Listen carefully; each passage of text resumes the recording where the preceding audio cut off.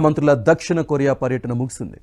Seoul పర్యటనతో మంత్రులు అధికారుల బృందాల్లో నూతన ఉత్సాహం ఉరకలేస్తోంది.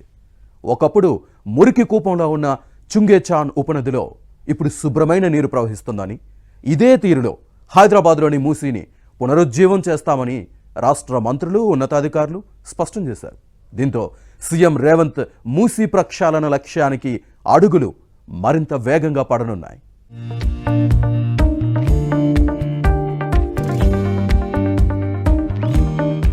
హైదరాబాద్ లో మురికి కూపంగా మారిన మూసీ నదిని శుభ్రం చేయడానికి సీఎం రేవంత్ సర్కార్ సంకల్పించింది. ఎన్ని అడ్డంకులు, అవాంతరాలు ఎదురైనా మూసీ ప్రక్షాళన చేసి తీరుతామని సీఎం రేవంత్ స్పష్టం చేశారు. ఈ క్రమంలోనే మూసీ ప్రక్షాళనను సమర్థవంతంగా ఎలా చేయాలో తెలుసుకునేందుకు మంత్రులు, అధికారుల బృందం దక్షిణ కొరియాలో పర్యటించి వచ్చింది. 4 రోజుల పాటు హాన్ నదుల అభివృద్ధి ప్రాజెక్టులు, సియోల్ నగర వ్యర్థాల నుంచి విద్యుత్ తయారీ ప్లాంటు, మురికి నీటి శుద్ధి ప్లాంటు, చంగేచంగ్ ప్రాజెక్టుకు సంబంధించిన మ్యూజియం, ఇంచియన్ స్మార్ట్ సిటీ సందర్శన, కొరియా స్పోర్ట్స్ విశ్వవిద్యాలయంతో ఒప్పందం కుదుర్చుకోవడానికి చర్చలు తదితర కార్యక్రమాలతో బృందం తీరిక లేకుండా గడిపింది. ముఖ్యమంత్రి రేవంత్ రెడ్డికి ఎప్పటికప్పుడు ఇక్కడ పరిశీలించిన, అధ్యయనం చేసిన అంశాలను వివరించి రాష్ట్రంలో అవసరమైన విధానాలు అనుసరించేందుకు తగిన కార్యాచరణపై చర్చలు చేసింది. కాగా 4 రోజుల పర్యటనలో భాగంగా దక్షిణ కొరియా రాజధాని సియోల్లో రాష్ట్ర మంత్రులు ఓ నదిని పరిశీలించారు. ఇంతకు ముందు అది చాలా మురికిగా, కలుషితమై ఉండేది. కానీ ఇప్పుడు స్వచ్ఛమైన నదిలా ప్రవహిస్తోంది. సియోల్ మధ్యలో 20 ఏళ్ల కంటే ఎక్కువ కాలం క్రితం దీనిని నిర్మించారు. అది ఇప్పుడు స్థానికులకు, పర్యాటకులకు ఫేవరెట్ స్పాట్. చాలా మంది దీని ఒడ్డున ఉన్న పొడవైన మార్గంలో నడవడానికి ఇష్టపడుతున్నారు. సమీప కంపెనీల ఉద్యోగులు నీటి ఒడ్డున విశ్రాంతి తీసుకోవడానికి ఇక్కడికి వస్తారు. ఆ నది పేరు చంగేచంగ్. స్వచ్ఛమైన నీటి గలగలతో అద్భుత పర్యాటక కేంద్రంగా అలరారుతున్న దక్షిణ కొరియా రాజధాని సియోల్లోని చంగేచంగ్ ఒకప్పుడు మురికి కూపంగా ఉండేది. అయితే అది ఎంతగా అంటే ఆ నదిని క్యాన్సర్ ఆఫ్ సిటీ అని పిలిచేవారట. మూసీ పునరుజ్జీవం కోసం ఆదర్శంగా తీసుకుంటున్న చంగేచంగ్ను మునుపటి సహజ స్థితికి పునరుద్ధరించి సుందరీకరించడం అంత తేలిగ్గా ఏం జరగలేదు. ఆ నదినే తెలంగాణ మంత్రులు పొంగిలేటి, పొన్నం, సీఎం సలహాదారు వేం నరేందర్ రెడ్డి, ఇతర అధికారుల బృందం సందర్శించింది. ఈ బృందం నదిపై ఏర్పాటు చేసిన ప్రత్యేక మ్యూజియాన్ని సందర్శించి ప్రాజెక్టు వివరాలు అడిగి తెలుసుకుంది.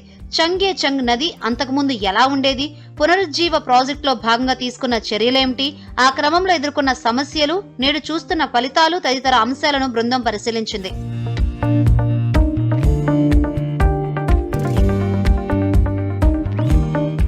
ఈ సందర్భంగా చంగేచంగ్ నదికి సంబంధించిన వివరాలను అక్కడి అధికారులు వివరించారు. మురికి కూపంగా ఉన్న చంగేచంగ్ ప్రక్షాళనకు నడుం కట్టినప్పుడు భిన్న వాదనలు వినిపించాయని పేర్కొన్నారు. ప్రజల్లో ఎక్కువ మంది నది పునరుజ్జీవం చేయాల్సిందేనని చెప్పారని, స్థానిక వ్యాపారులు, నిర్వాసితుల నుంచి మాత్రం కొంత నిరసన వచ్చిందని తెలిపారు. అయినప్పటికీ అన్నీ పరిష్కరించి ఈ నదిని పునరుజ్జింపజేశామన్నారు. పునరుజ్జీవానికి ముందున్న పరిస్థితులు, ఆనాటి చిత్రాలు, చేపట్టిన ప్రాజెక్టుకు సంబంధించిన సాంకేతిక వివరాలు తదితరాలన్నిటినీ మంత్రుల బృందం పరిశీలించింది. వాటికి సంబంధించిన ప్రణాళికలు, వ్యయాల అంచనాలను పరిశీలించింది. మరోవైపు ఇంచియన్ నగరంలోని మురుగు శుద్ధి కేంద్రాన్ని కూడా మంత్రులు, అధికారుల బృందం సందర్శించింది. మురుగు శుద్ధి కోసం వాడుతున్న సాంకేతికతను ఆ కేంద్రం team leader Kim Yang power point presentation ద్వారా వివరించారు.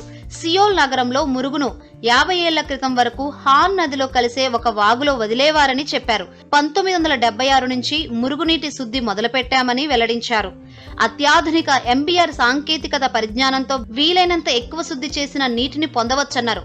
అటు వేస్ట్ టు ఎనర్జీ విధానంలో భాగంగా సియోల్ పశ్చిమ భాగంలో 2005లో ఏర్పాటు చేసిన మాపో రిసోర్స్ రికవరీ ప్లాంట్ ను మంత్రులు, అధికారుల బృందం సందర్శించింది.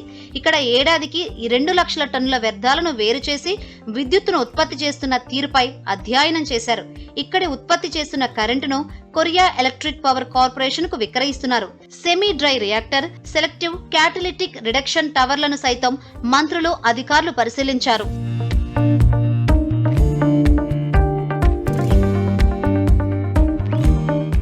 దక్షిణ కొరియా రాజధాని సియోల్ కు భౌగోళికంగా, జనాభా పరంగానూ హైదరాబాద్ తో చాలా దగ్గరి పోలికలు ఉన్నాయని మంత్రులు తెలిపారు. మూసీ మాదిరిగానే చుంగేచాన్ ఉపనది సైతం ఒకప్పుడు అత్యంత దుర్భరంగా ఉండేదన్నారు. నదిలో పరిశుభ్రమైన నీటితో పాటు శుద్ధి చేసిన నీటిని వదులుతున్నారని, దీని కారణంగా చుంగేచాన్ తీరం సియోల్లోనే అత్యధిక భూముల ధరలున్న ప్రాంతంగా మారిందన్నారు. హైదరాబాద్ లోని మూసీ తీరాన్ని కూడా ఇక్కడిలా ఎందుకు మార్చకూడదన్న ఆలోచన సీఎం రేవంత్ రెడ్డికి వచ్చిందని, మూసీ ఒడ్డున సామాన్యులు, నిరుపేదలు మురికి కూపంలో నివసిస్తున్నారు, వారిని సురక్షిత ప్రాంతానికి మార్చాలన్నదే ప్రభుత్వ ఉద్దేశమని మంత్రి పొంగులేటి స్పష్టం చేశారు. నది వెంట ఉన్న పేదవారికి పునరావాసంతో పాటు ఏం పరిహారం ఇచ్చారో చర్చించినట్లు తెలిపారు. మూసీ వెంట ఉన్న ప్రజలకు డబుల్ బెడ్రూమ్ తో పాటు కొంత ఆర్థిక సహాయం చేయాలని ఇప్పటికే నిర్ణయించామని గుర్తు చేశారు. తెలంగాణ రాష్ట్రంలో హైదరాబాద్లోని ఈ మూసీ పరివాహక ప్రాంతంలో నివసించే వారి కోసం రాష్ట్ర ప్రభుత్వం ఇప్పటికే డబుల్ బెడ్రూమ్ ఇల్లు ఇస్తూ వారికి కొంత ఆర్థిక సాయం చేయాలని నిర్ణయించింది. సియోల్లో ఎలా అయితే ఆనాడు వాళ్ళని షిఫ్ట్ చేసేటప్పుడు వాళ్ళకి ఆర్థికంగా నివసించటానికి, వాళ్ళ పిల్లల వైద్యానికి, ఇతరత్ర పిల్లల వైద్యం కోసం ఎలా సహకరించిందో అదే పద్ధతిలో డెఫినెట్గా తెలంగాణ రాష్ట్రంలో, తెలంగాణ హెడ్ క్వార్టర్ అయిన హైదరాబాద్ నగరంలోని మూసీలో కూడా అదే చేయాలన్నది ఒక కంక్లూజన్కి మేము అందరం రావడం జరిగింది. హన్ నది వెంట ప్రజలకు ఎలాంటి సహాయం చేశారో అలాగే మూసీ వెంట ఉన్న ప్రజలకు సేవలు చేయాలని తెలంగాణ ప్రభుత్వం భావిస్తోంది. ఈ క్రమంలోనే మంత్రులు, అధికారుల బృందం సియోల్ పర్యటన విజయవంతం కావడంతో మూసీకి పునరుజ్జీవం ఖాయమన్న అభిప్రాయాలు వ్యక్తమవుతున్నాయి.